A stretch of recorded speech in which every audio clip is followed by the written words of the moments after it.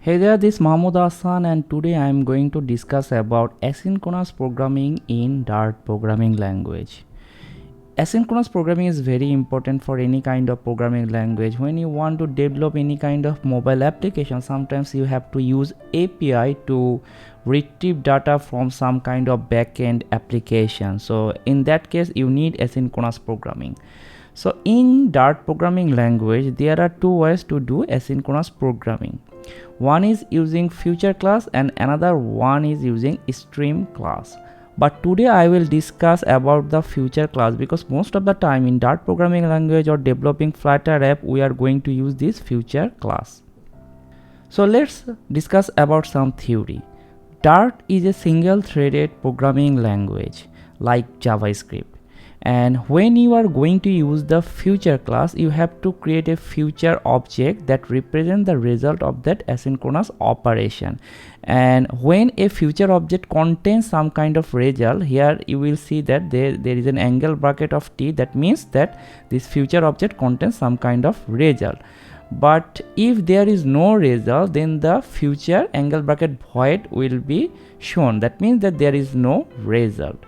There are two ways to use future in Dart programming language. One is using future API. For example, in JavaScript we use .then method. The similar concept is applied also here. You have to use the .then method. Otherwise you can do using the async and await operation. So this is enough theory. Let's start some coding. I have created a future.dart file in my desktop demo directory where I will write some Dart programming code and will test the future. So let's define a function.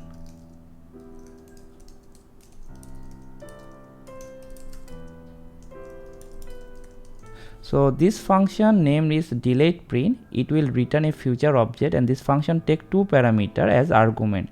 One is seconds, another is message as string.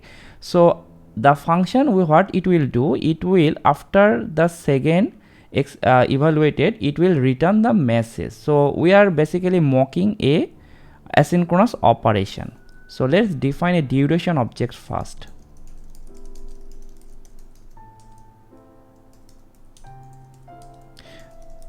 Now let's return a future object and we are going to use the future classes.delete method.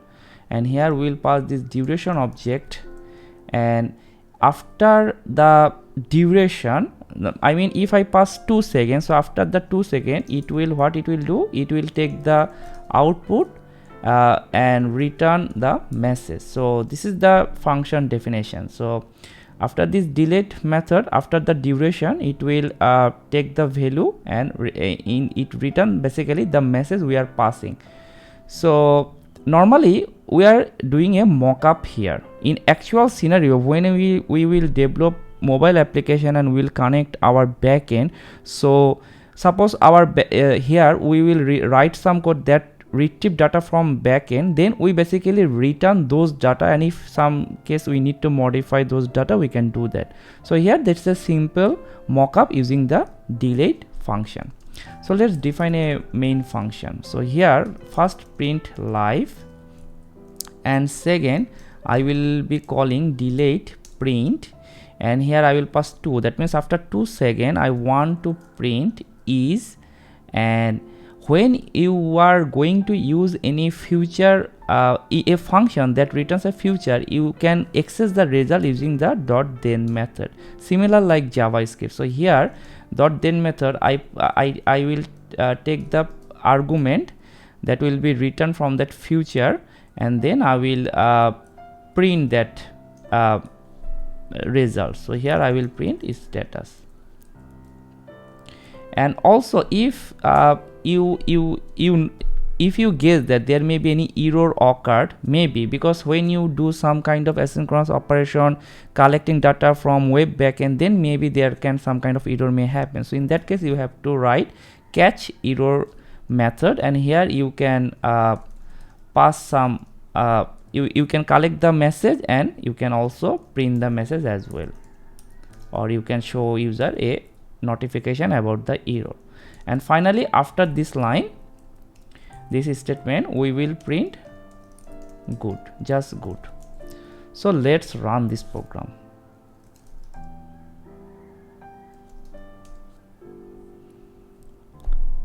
So what you are seeing here is that first this live is printed, then this is an asynchronous method, so it runs, it returns the result after 2 seconds. That's why we get this printed, so live then good, and after 2 seconds this is printed, and using then we can access that value and we can print that result. So that's why this is, so basically delete print, we are passed this is as a string, and this future dot delete, this function returns this is. So that's why in the third line we are seeing this is as printed, but it's printed after 2 seconds. So this is how we can using this then method we can access asynchronous that is created using the future object.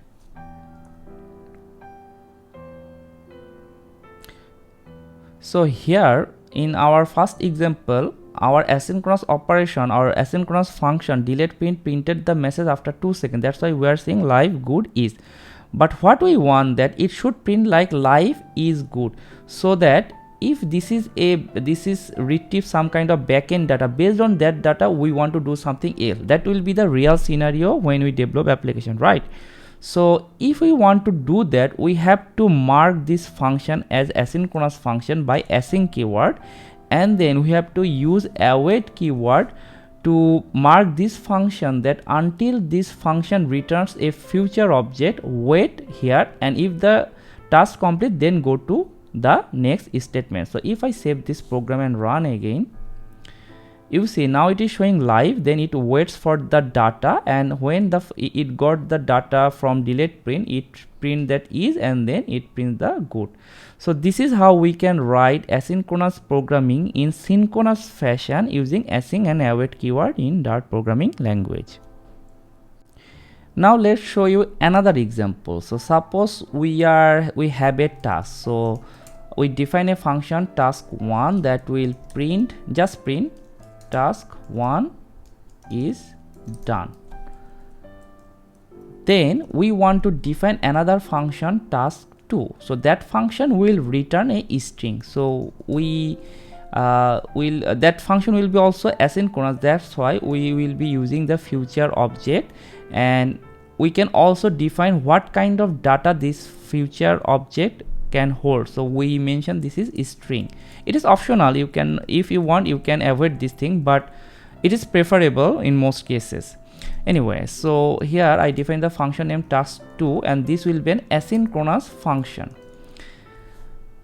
And now here what I will do, I will write duration, I will create a duration object for 2 seconds,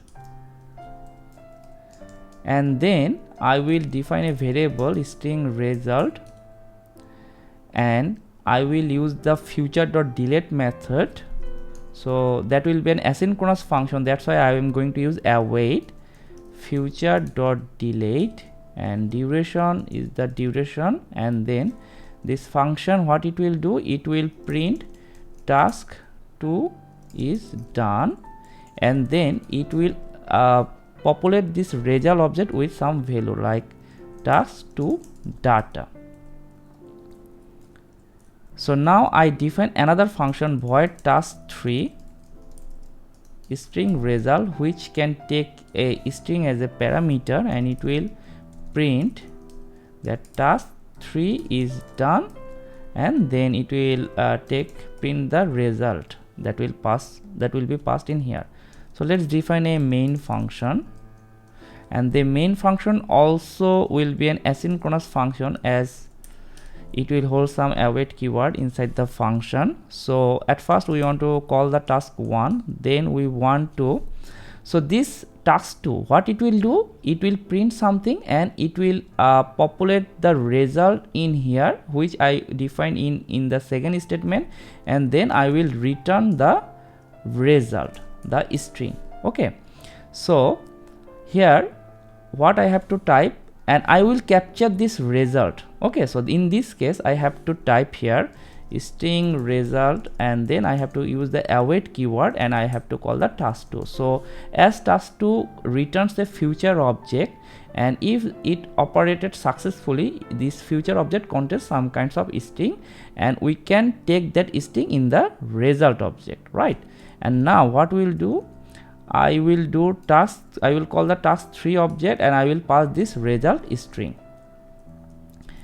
Let's save this program and run.